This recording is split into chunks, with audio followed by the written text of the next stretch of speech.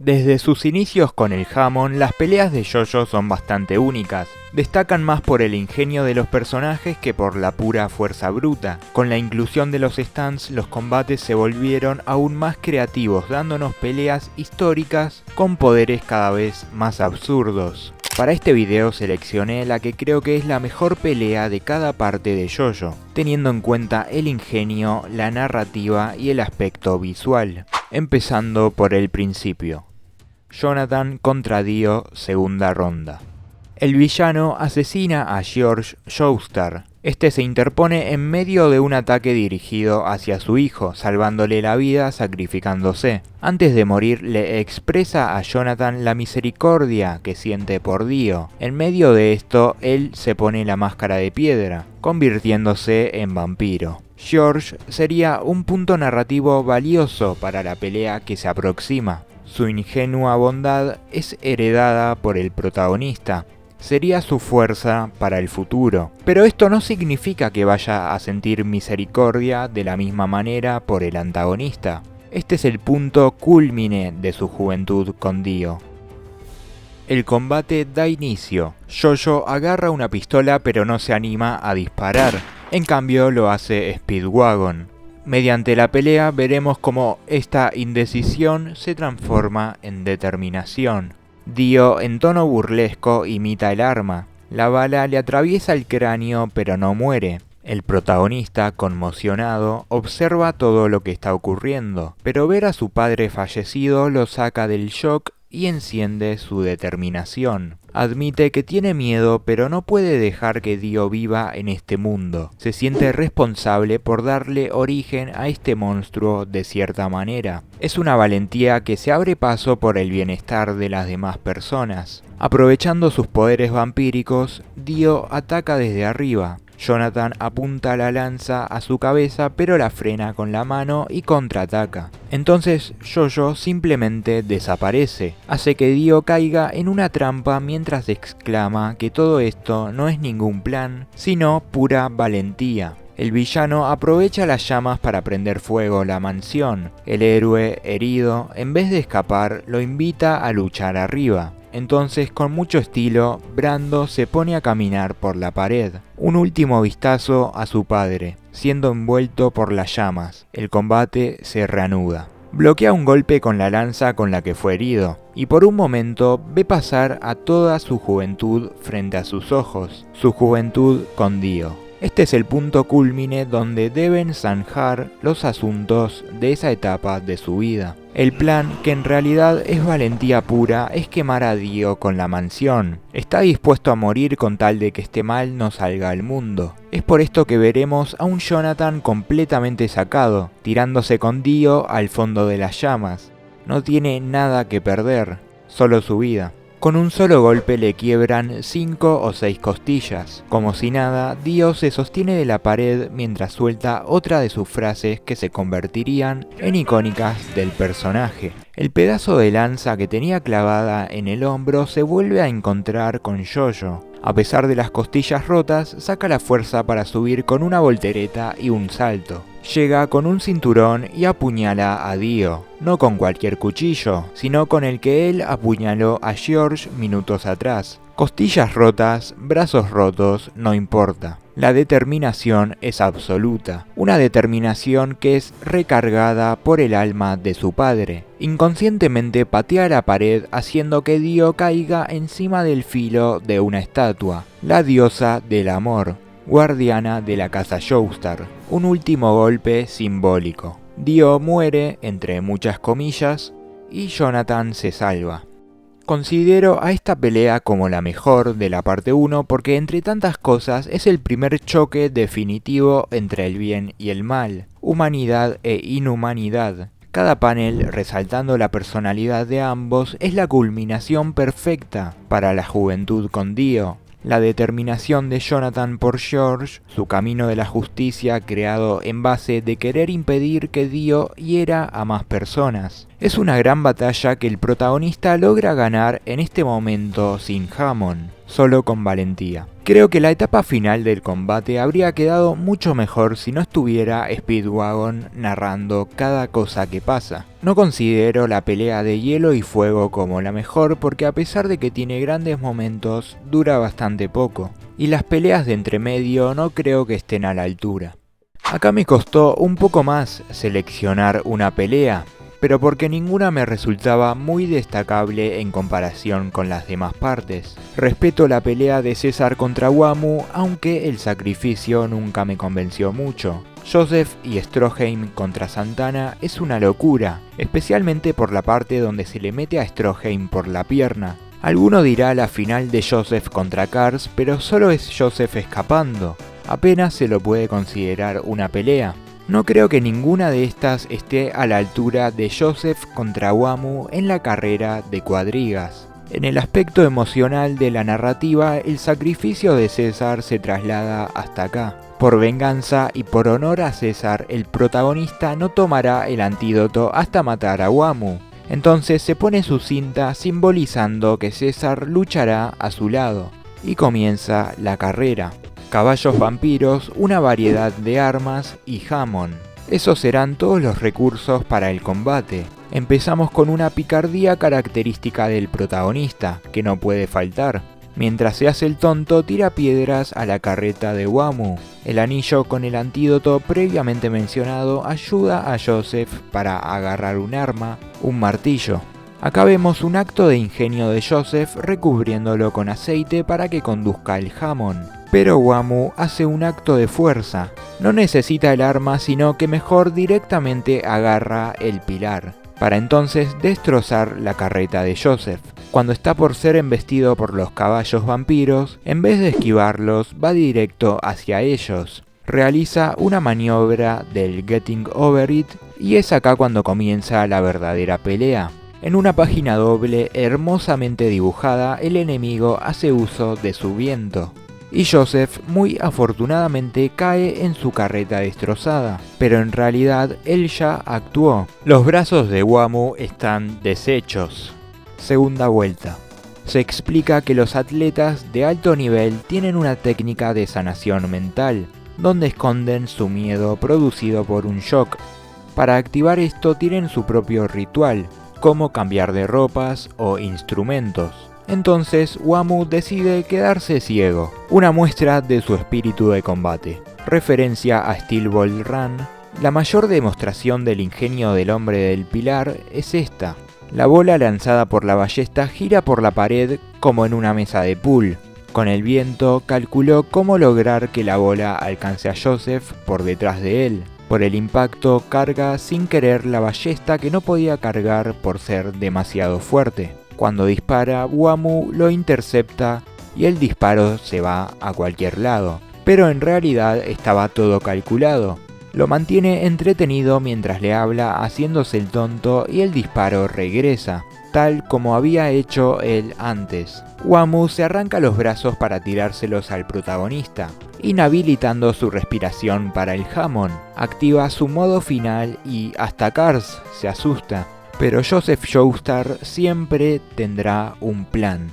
Tal como en la parte 1 Jonathan hace uso del cuchillo con el que Dio asesinó a George, acá Joseph hace uso de la cinta de César, un recurso con valor emocional, y el mismo poder de Wamuu es lo que lo hace perder.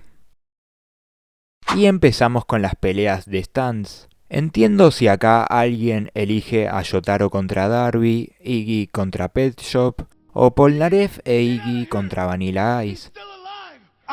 Pero cuando pienso en una pelea de JoJo, sea cual sea la parte, la primera que se me viene a la cabeza es la de Yotaro contra Dio. Yo sé que alguno va a decir, pero Yotaro se sacó un power-up del ojete.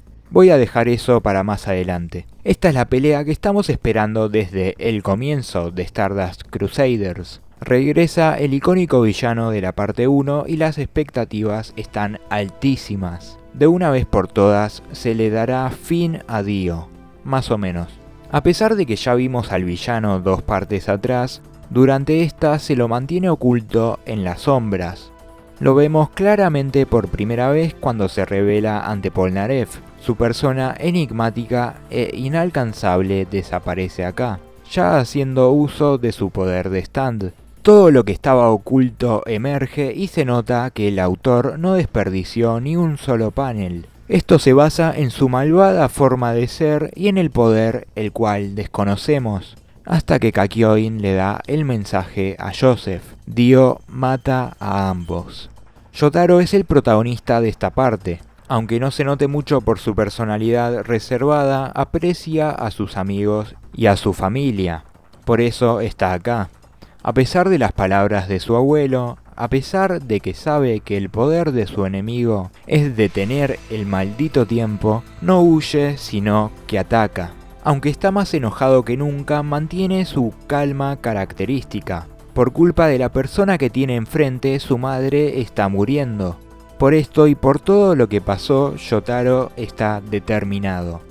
Estos son los ingredientes para un combate que va a ser una locura.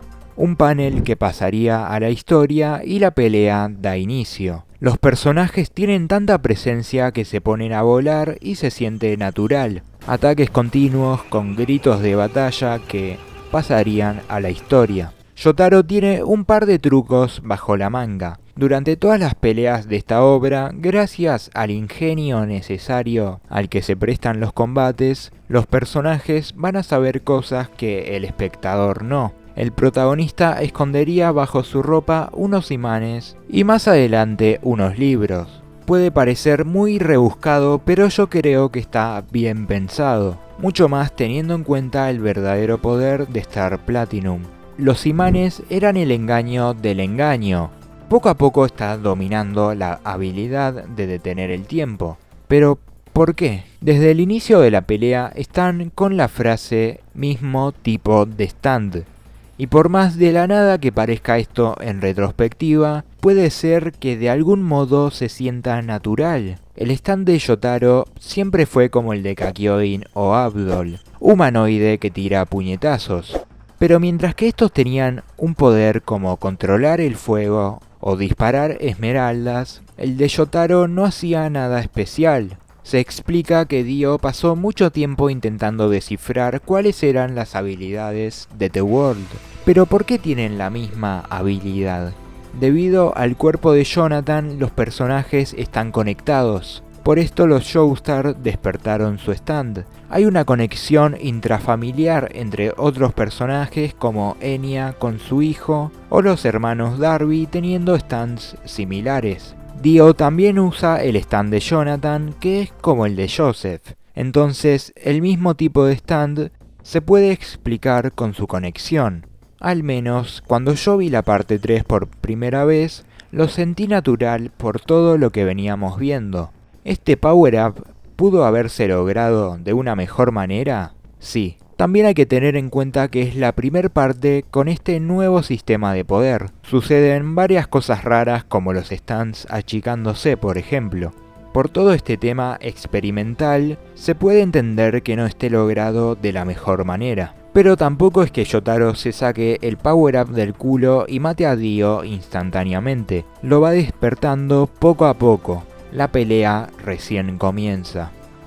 En un momento, Yotaro es apuñalado por un montón de cuchillos. Como mencioné antes, se cubre con unos libros evitando que se convierta en un daño fatal. Pero esto no termina acá. Tiene que hacerse el muerto para atacar a Dio cuando se descuide.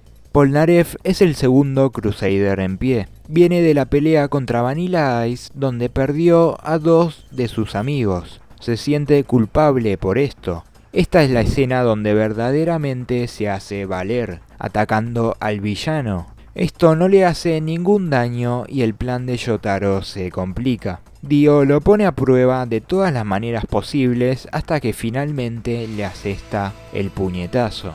La portada del siguiente capítulo es verdaderamente tremenda. La balanza se inclina hacia Yotaro.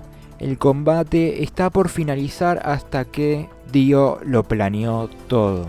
Aprovechó el golpe de Yotaro para cortarse el pelo y absorber la sangre de Joseph. La balanza se inclina hacia el villano. La calma de Yotaro finalmente se derrumba al ver el cuerpo profanado de su abuelo. La pelea se reanuda. Intercambios de puños, tiempos detenidos, el antagonista en un estado de confianza absoluta, pero desaparece. Una aplanadora es una locura. Un último intercambio de golpes, Yotaro es aplastado y mientras Dio festeja, se da cuenta de que no se puede mover. Está dentro del tiempo detenido de Star Platinum. Humillación. El villano que tanto se hizo odiar desde hace 2 partes se encuentra en un estado patético. Para finalizar, con el estilo calmado de Yotaro, a lo Clint Eastwood lo reta a un duelo. Dio lo ciega, pero de todas maneras él lo destroza, matándole el ego. En Diamond is Unbreakable las peleas son más tranquilas, en el sentido yoyístico, claro.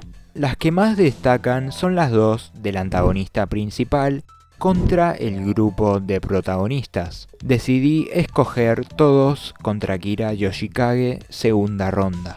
Hace muchos capítulos atrás ya vimos al villano hacer uso de su stand, Killer Queen. Tuvimos a la habilidad Bites the Dust, pero quiero aclarar que tengo en cuenta la pelea a partir de la aparición de Yosuke, finalmente encontrando a Kira Yoshikage gracias a los esfuerzos de Hayato. Intercambio de golpes, no como el de Yotaro y Dio. Acá tenemos una exhibición de esquives con una composición de viñetas donde se nota la ya ganada experiencia de Araki. Los movimientos son un 10. Tener al villano usando los mismos poderes en la batalla final que los usados previamente hace tantos capítulos no es algo que Araki haría. La habilidad Bites the Dust ya no está.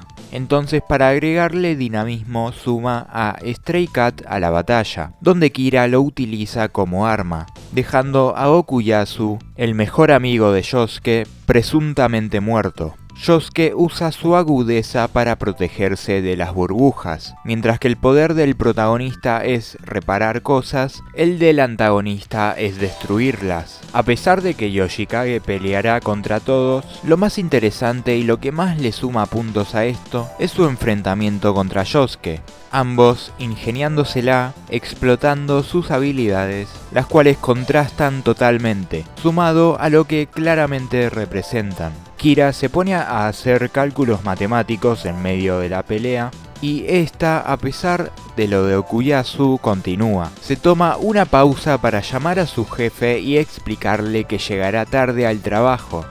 Increíble. Como dije antes, la burbuja de aire es una parte clave del enfrentamiento. Yosuke se las ingenia para atacar a Kira con un cristal en forma de corazón. Se da cuenta de cómo está peleando Yoshikage y hace que mate a su propio padre. Ambos se vuelven a enfrentar cara a cara.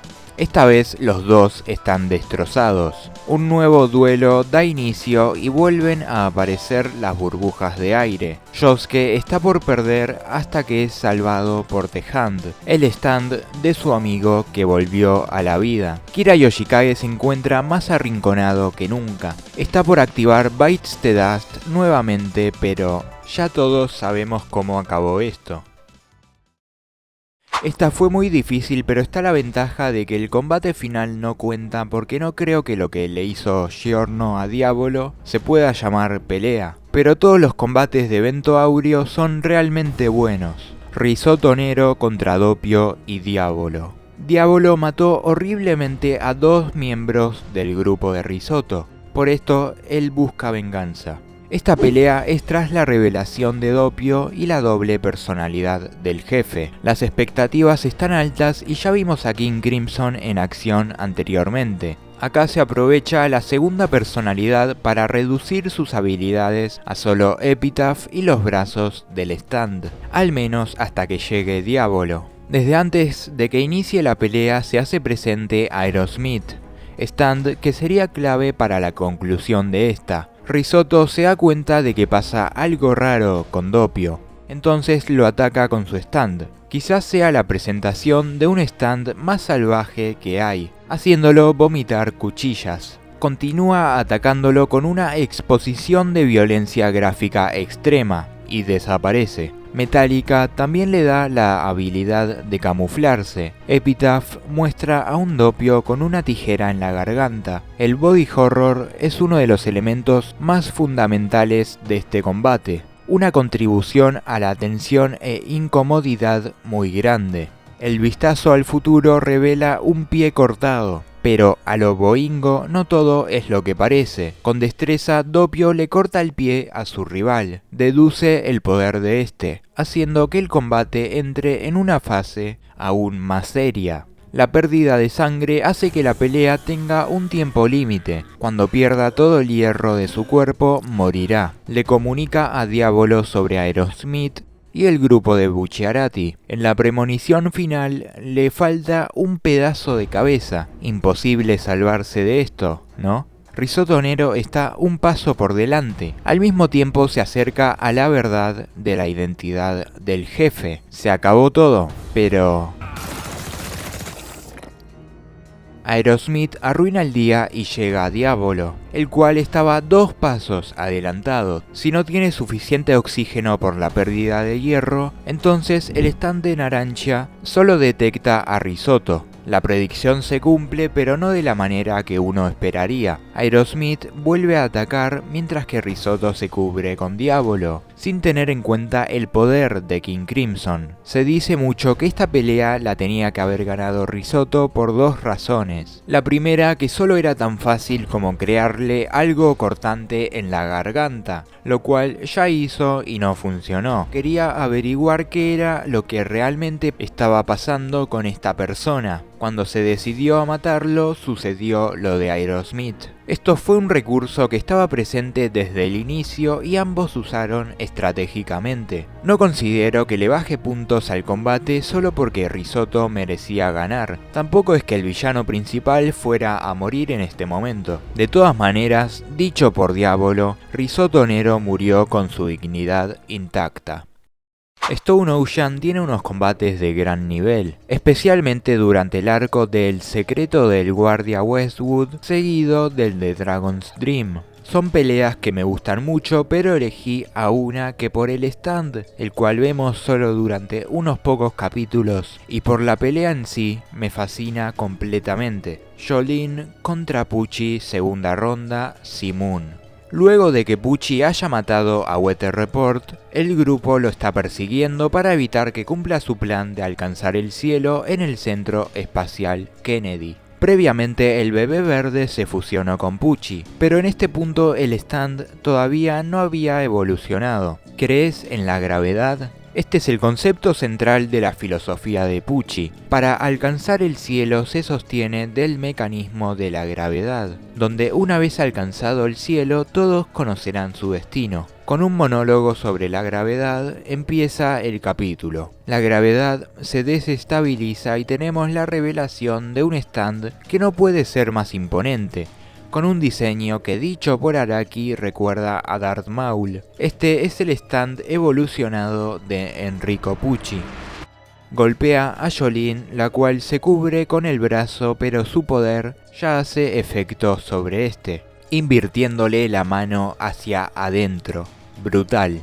La gravedad se encuentra invertida alrededor del sacerdote, haciendo que la pelea sea aún más dificultosa para los protagonistas. Este stand está centrado en eliminar a Jolene. Ella tiene una gran habilidad física, esquivando varios de sus ataques y metiéndole una patada. Como Stone Free es parte de su cuerpo, le permite atacar a los stands por su cuenta, pero nunca hay que cantar ni la más mínima victoria antes de tiempo. Simoon golpea su pierna tras recibir el golpe, destrozándola completamente, pero Jolene ni se inmuta. Con su inteligencia y capacidad de pensar en frío en un momento como este, se dio cuenta de que solo tiene que hacer que le vuelva a pegar en las partes afectadas para que vuelvan a la normalidad. No es un counter perfecto, porque sigue herida, pero se da cuenta de que él también sangra. Un intercambio de golpes que va más allá del spam de puñetazos. En las estadísticas, la fuerza de Si-moon es 0, por lo que su postura de lucha solo se enfoca en asestarle golpes con las manos porque depende de su poder de inversión. Siempre hay que tener en cuenta los escenarios para el combate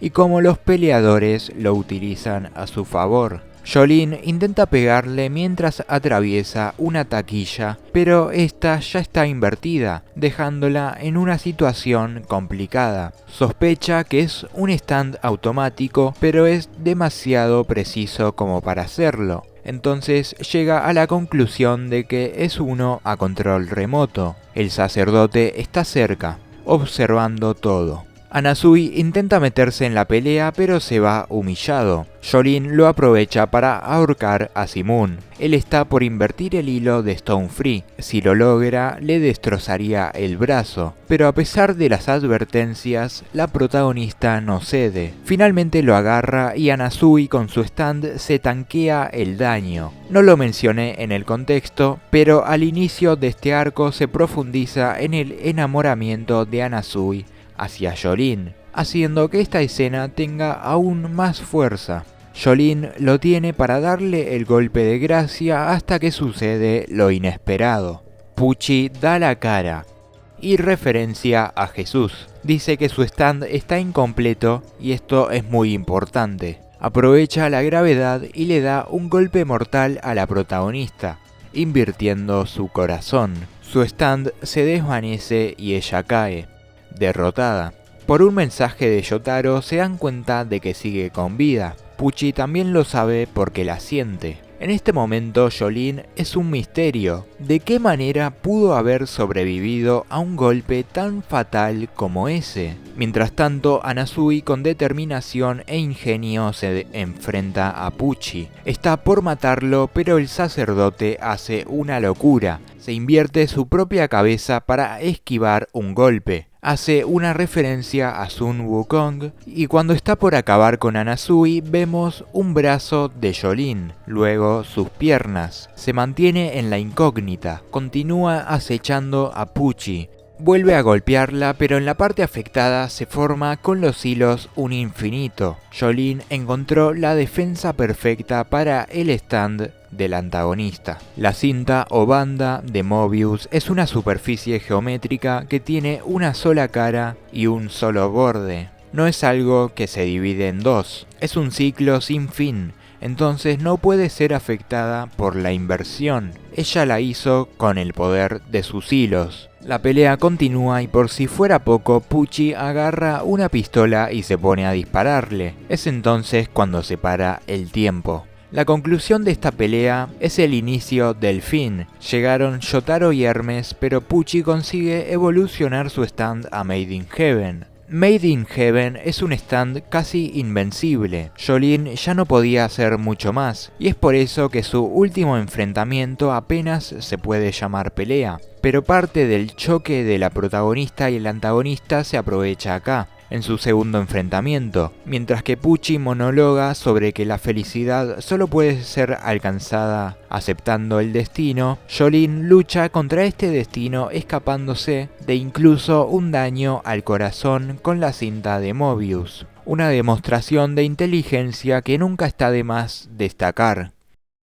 Y hasta acá llegó con el video. Sé que faltan las demás partes, pero ya se hacía demasiado largo. Si llegamos a los 1000 likes, subo la continuación con las partes 7, 8 e incluso 9. Te invito a que comentes cuáles crees que son las mejores peleas de cada parte de esta obra. Gracias por ver y nos vemos en el próximo viernes de JoJo.